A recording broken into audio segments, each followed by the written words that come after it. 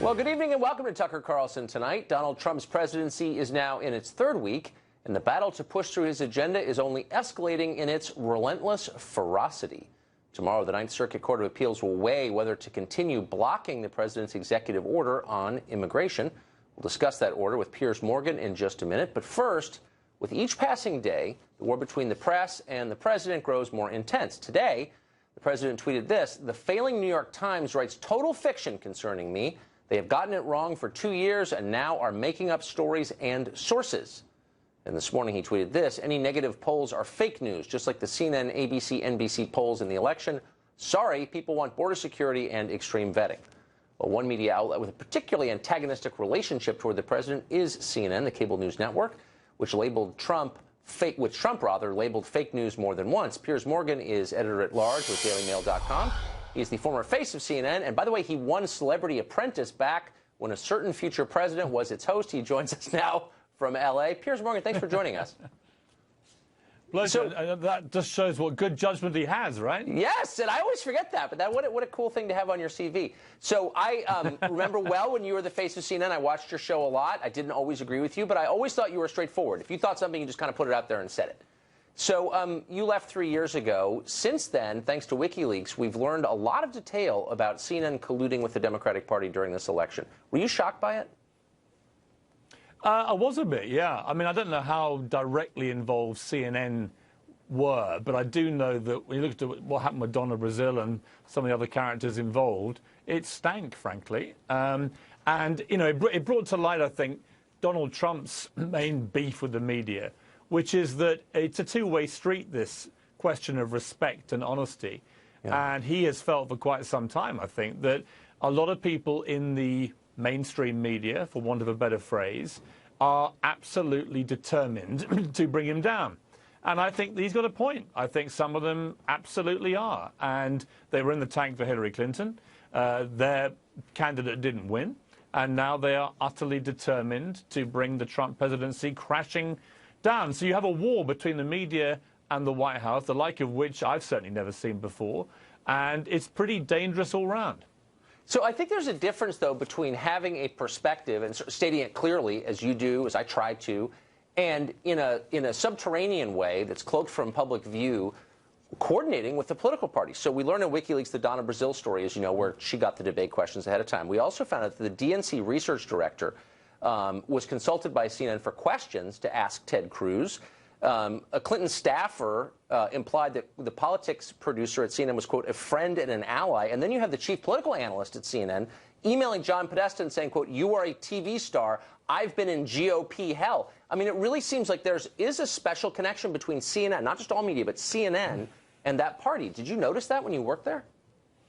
Well, to be honest, and to be fair to CNN, you know, I've spent 4 years there. I think the vast majority of people that work at CNN, particularly the anchors, do have great integrity, and I don't think they would want to be party to any of this kind of stuff. But I definitely think there were people lower down the food chain, perhaps, who didn't have such scruples and who were absolutely, I think, determined that Trump wouldn't win. And bear in mind that the history of this, from the moment that Donald Trump decided to run, you know, he was, for about 4 or 5 months, the only gig in town. CNN and all the other networks were racing to give him as much airtime as they could possibly give him. This, of course, fueled the monster. And then when the moment came when they thought, oh, God, hang on, he might actually win, then rather like Dr. Frankenstein, they thought, we've got to kill him off. But by then, Trump, the nominee, was gone. He was off and racing around America. And he became unstoppable. And I noticed in the last few months of that campaign, it got more and more virulent. You know, papers like the New York Times, frankly, I thought were a complete disgrace. They weren't even pretending to be anything but in the tank for Hillary Clinton. And I found that as a journalist pretty obscene to watch, actually. So for the New York Times and others now to be saying, oh, poor us, you know, we're the innocent parties here. Donald Trump is annihilating the media and breaking down the First Amendment and so on. It's pretty rich, I think, given the way that they themselves conducted themselves as the supposed paper of record. So I think that there is fault on both sides here. I think that it is dangerous and toxic, and I think that the media have got to start showing President Trump a bit more respect, and he in turn and his White House operation have got to show the media a bit more respect, and they've all got to move on. Well, it's certainly within bounds, I think, for news organizations to call out politicians on statements that are false, and I think Trump has made a few, and I don't have any problem with reporters saying, whoa, wait a second, prove what you say. But it's the orientation that shocks me. It does seem like a lot of journalists see their role not as to report the news, but as to affect the outcome of an election. Has that changed in the decades you've been in the business? Yeah, but look, I mean, in Britain, for example, we have a very free press, and you have papers which are very obviously partisan to political parties, be on the left and the right. And it's pretty balanced down the middle. There are as many left-wing papers in Britain as there are right-wing. In America, what I don't like is this pretense from papers like the New York Times that somehow they are completely beyond any reproach when it comes to their coverage, that they are completely neutral. They're not neutral. I remember in the middle of the campaign picking up the New York Times and reading it from cover to cover. There were 11 different stories and letters and comment op-ed pieces about Donald Trump in that one edition of the New York Times. Every single one of them was hostile to Trump, including 4 out of 4 letters. Now, come on. That is not a coincidence. And I think what you're seeing generally here what we're seeing in Britain with the post-Brexit, Britain leaving Europe. Right. Now, look, I did not vote Brexit. I voted to stay in Europe. I thought it was a mistake. But I've always been of a firm belief you have a free democratic election in a free democracy, be it the Europe referendum in Britain or be it the US election here. And if somebody wins, they win. You have to accept they have won. You have to stop the squealing, the wailing, the teeth gnashing. And what we're seeing in Britain, just as we're seeing in America, is just one of the great hissy fits of modern political times. And everyone's just got to stop wailing and actually start coming together, as we saw a little bit actually at the Super Bowl, and start putting America before their own self-interests. Well, I mean, and by America, you mean the basic precept of the country, which is democracy, and the people administering the democracy, at least here and perhaps in Great Britain, they don't really believe in democracy, do they? I mean, the idea that the outcome is legitimate as long as the majority supports it. Right. I mean, that is the essence of democracy. And I would be more left than right, as I'm sure many of your viewers would have gleaned from my time at CNN. Yeah. I'm absolutely not a traditional conservative. But I am appalled by the behaviour of so many liberals right now. I just think it's so alien to the concept of being a liberal. They bang on about democracy. They bang on about tolerance, about fairness.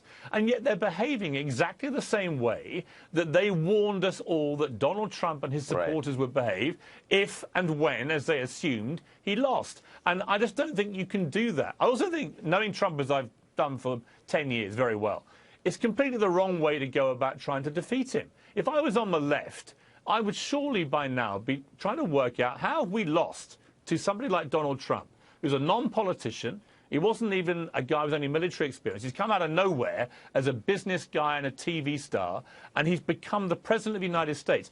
How has that happened? And the reality is that for all the fancy talk about Barack Obama being this wonderful president, actually, in the polls before the election, over 70% of Americans said they were unhappy with the direction of the country. And Hillary Clinton was a terrible candidate who offered nothing new, nothing fresh. And I was doing a documentary series around Florida and Texas throughout last year. I spent a lot of time in those states, and I could feel the Trump phenomenon as it was happening in real time. And it really came down to this. They thought that Donald Trump cared about the stuff they actually cared about. And that's how he managed to resonate. And he won. And he won fair and square. So my message to the left is, if you want to try and beat Donald Trump, then do it democratically and stop trying to delegitimize him. Stop trying to make every tweet, every statement, every comment he says the Armageddon of the world, and just try and apply some rational political common sense to defeating your opponent. We seek that every night on this show. So I think a lot of Americans look to Europe and the UK and they say, it's changed an awful lot in the past 40 years. I know this as a regular visitor to your country and others.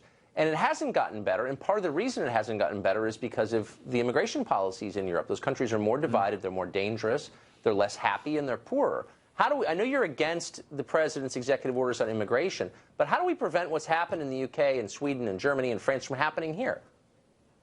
Well, let me first of all say that I absolutely agree with Donald Trump that the threat from Islamic terrorism is very real and very dangerous. And he's quite right to cite what has happened in Paris twice, in Nice, in Brussels, as examples of where the massive amount of migration through Europe has created a lot of turmoil, a lot of unease, a lot of insecurity amongst the people, because no one's really quite sure who all these people are, where they're coming from, what their motivation is. So Donald Trump is absolutely right, I believe, to want to protect America as his #1 mission statement right now. And he's absolutely right to say that Islamic State presents a real and very dangerous threat to America. And he's absolutely right, thirdly, to look at what's happened in Europe and say, how do we avoid what has happened there, particularly in, say, Germany, with 1 million people being let into the country and then all hell breaking loose? How do we stop that coming to America?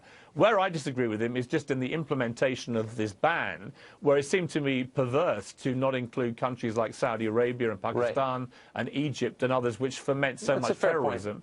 Also, I didn't like the idea of people with green cards being detained and threatened with deportation. Well, I didn't like the idea, and they went back on that pretty quick. But so in just one so there were things that were wrong about it. But this is the key point. I mean, for all those screaming at Donald Trump, you know, I say to them, well, OK, what's your idea? You know, and the main idea from the left appears to be we've all got to talk more to the community. Well, that's all fine. That's all fine. But while you're talking, ISIS are right now planning attacks on the British mainland, on the American mainland, and they've got to somehow be stopped. So I think Donald Trump is right in his concern, and he's just, I think, probably slightly wrong in the way he's executed this. But let's not all get so pious that we put the attack on Donald Trump and our hatred of him before the real threat, which is people trying to kill and maim and behead us. That's a bracing reminder. Piers Morgan, thanks for joining us tonight. Thanks. Pleasure.